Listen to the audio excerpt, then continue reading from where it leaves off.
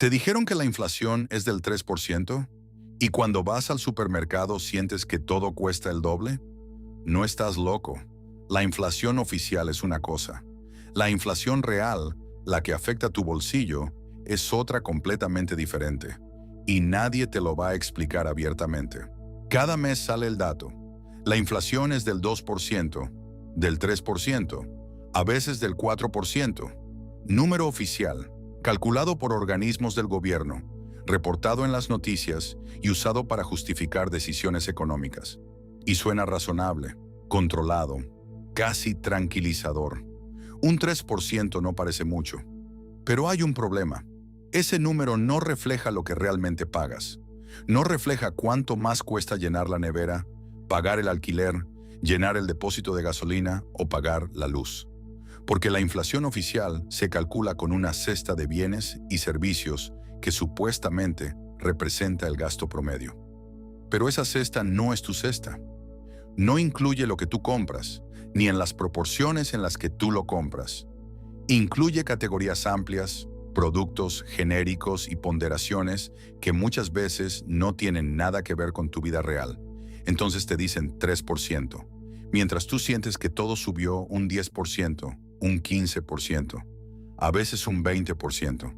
Y las dos cosas pueden ser ciertas, desde perspectivas diferentes. La cesta de la compra oficial incluye cientos de productos y servicios. Comida, vivienda, transporte, ropa, ocio, salud, educación, todo. Pero no todos pesan igual. Algunos productos tienen más importancia en el cálculo que otros.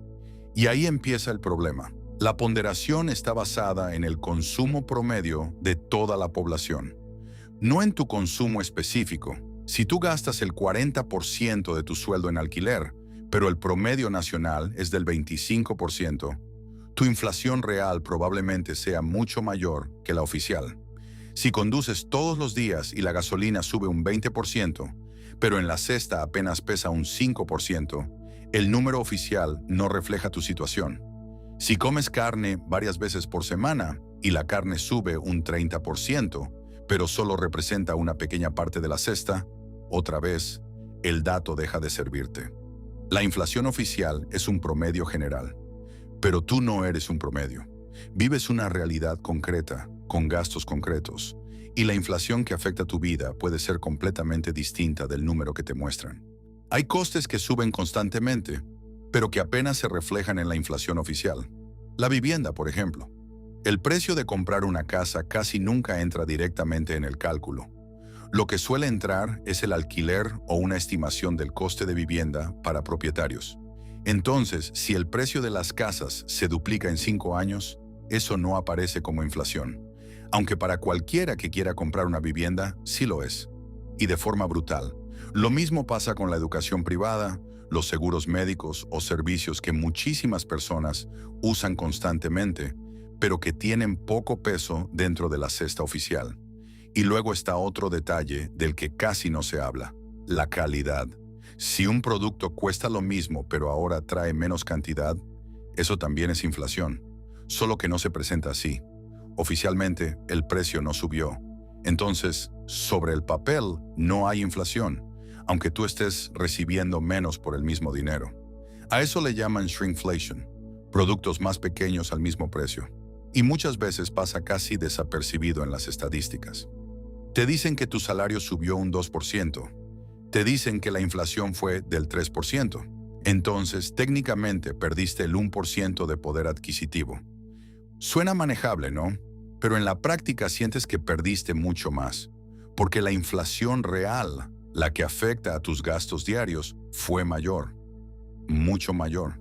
La comida subió un 8%, el alquiler un 10%, la gasolina un 15%, la electricidad un 20%. Entonces, aunque oficialmente solo hayas perdido un 1%, en realidad tu dinero compra un 10%, un 15%, a veces incluso un 20% menos que antes.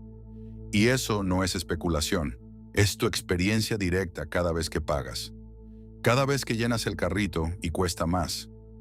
Cada vez que llega la factura de la luz y vuelves a mirar el importe, porque no te lo esperabas. Esa es tu inflación real y muchas veces no tiene nada que ver con ese 3% oficial. Cuando un producto sube mucho de precio, los organismos que calculan la inflación hacen algo interesante. Lo sustituyen.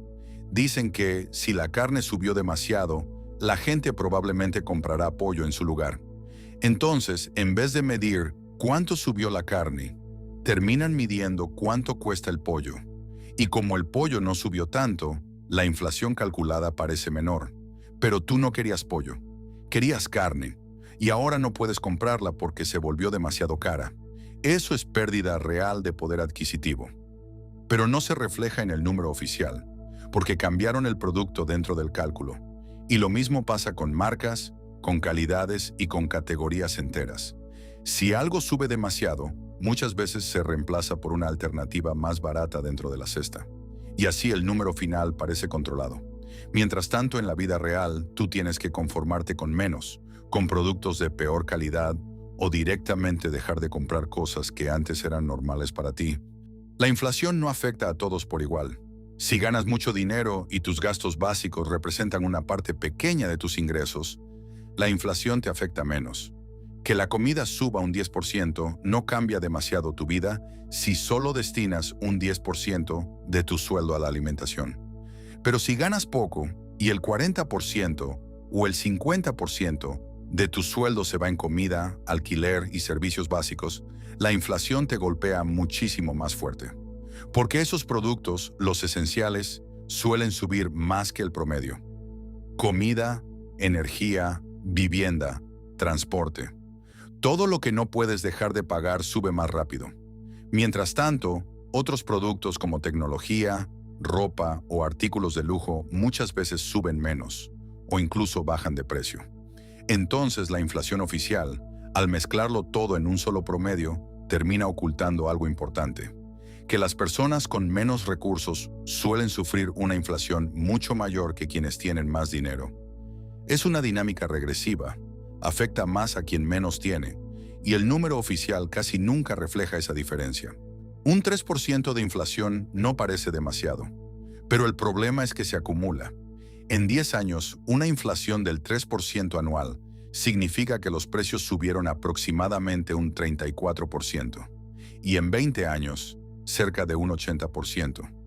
Eso significa que tu dinero termina valiendo mucho menos que antes.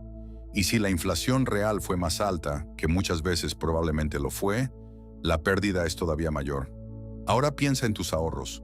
Si tienes dinero parado, sin generar intereses o generando menos que la inflación, estás perdiendo poder adquisitivo constantemente. Cada año ese dinero compra menos cosas, y con el tiempo, la diferencia se vuelve enorme. Por eso mucha gente dice que ahorrar sin invertir es perder dinero lentamente. Porque la inflación, incluso cuando parece baja, va erosionando el valor de tu dinero poco a poco. Y si la inflación real es más alta que la oficial, entonces esa pérdida ocurre mucho más rápido de lo que te cuentan. Si la inflación oficial no refleja del todo la realidad, ¿por qué no cambian la forma de calcularla? Porque un número bajo transmite sensación de control. Hace que las políticas económicas parezcan funcionar. Hace que una subida salarial del 2% parezca aceptable. Hace que la situación parezca más estable de lo que muchas personas sienten en su día a día. Si la inflación reconocida oficialmente fuera mucho más alta, la presión sería enorme. Habría más demandas de aumentos salariales, más presión sobre pensiones, más costes para gobiernos y empresas vinculados a pagos ajustados por inflación. Y ahí entra otro problema. Cambiar la metodología también implicaría reconocer que el sistema actual tiene limitaciones importantes, y eso tiene un coste político y económico. Por eso muchas veces se mantiene la misma estructura, las mismas ponderaciones, las mismas sustituciones, las mismas formas de medir. Mientras tanto, tú sigues notando que todo cuesta más, mucho más de lo que indican los titulares. Pero oficialmente, la inflación sigue bajo control. No puedes cambiar cómo calculan la inflación. No puedes hacer que los números oficiales reflejen exactamente tu realidad, pero sí puedes ser consciente de la diferencia.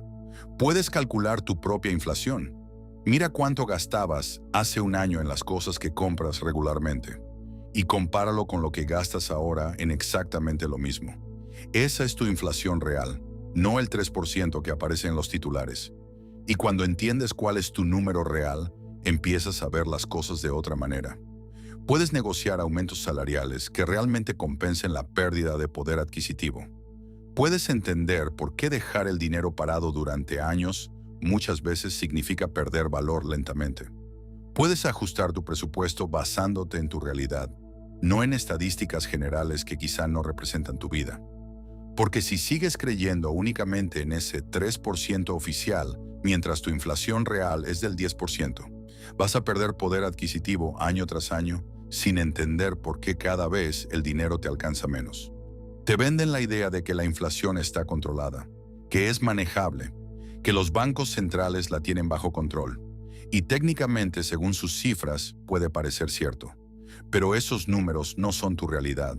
Tu realidad es que la comida cuesta más, que el alquiler no deja de subir, que los servicios básicos son cada vez más caros y ninguna política monetaria cambia eso de un día para otro. Porque la inflación no es solo un dato estadístico, es algo que afecta directamente tu vida diaria. Mientras los gobiernos celebran mantenerla en un 3%, mucha gente siente que está pagando un 10%, un 15% o incluso un 20% más por las cosas que necesita para vivir. Y esa diferencia es el verdadero problema. Porque cuando la experiencia diaria de millones de personas no coincide con el relato oficial, empieza a aparecer la desconfianza. La sensación de que los números no reflejan lo que realmente está pasando. Y admitir eso implicaría reconocer algo incómodo, que las métricas oficiales tienen límites, que un promedio general no representa todas las realidades, y que para muchas personas, la sensación de inflación controlada se parece más a una ilusión que a otra cosa. Te dijeron que la inflación es del 3%, que tu dinero pierde poco valor, que todo está bajo control. Y parte de eso puede ser cierto, en teoría, en promedio. Pero lo que casi nunca te explican es que ese 3% no es necesariamente tu 3%, que la inflación que afecta tu vida puede ser el doble o el triple, dependiendo de cómo vivas, qué compres y en qué gastes la mayor parte de tu dinero. No te decimos que desconfíes de todas las estadísticas. No te decimos que ignores los datos oficiales. Te explicamos por qué esos datos no cuentan toda la historia, cómo se calculan, qué esconden y por qué tu experiencia puede ser completamente diferente. ¿Cuánto poder adquisitivo vas a perder antes de darte cuenta de que los números no cuadran? No se trata de rechazar la información oficial. Se trata de entender sus limitaciones y tomar decisiones basadas en tu realidad, no en promedios que no te representan. Ahora lo sabes, y una vez que lo ves, es difícil dejar de verlo. Y eso cambia todo.